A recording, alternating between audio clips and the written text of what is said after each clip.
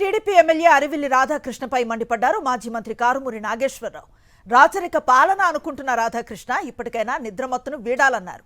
గుట్టు చప్పుడు కాకుండా పోస్టర్లు వేయించి వాటిని తీయొద్దని పోలీసులకు హుకుం జారీ చేశారన్నారు.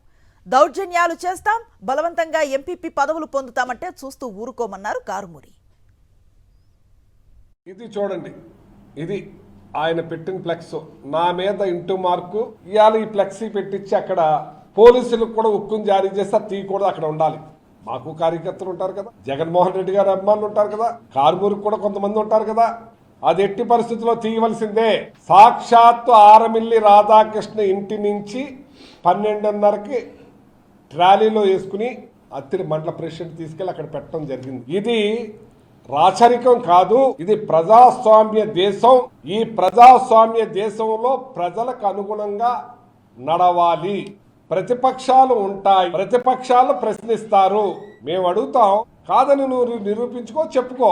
అంతేకాని పోలీసుతోటి దౌర్జన్యం చేపిస్తాను, నేను మీ ఇంటి మీదకి వస్తాం, మేము ఎంపీటీసీలని దౌర్జన్యంగా తీసుకుపోయి మేము ఎంపీపీ పదవులు పొందుతాం. ప్రజాస్వామ్యం రాచరికం కాదు. నిద్రలోంచి లేవు రాధాకృష్ణ గారు, నువ్వు నిద్ర మత్తులో ఉన్నట్టున్నావు.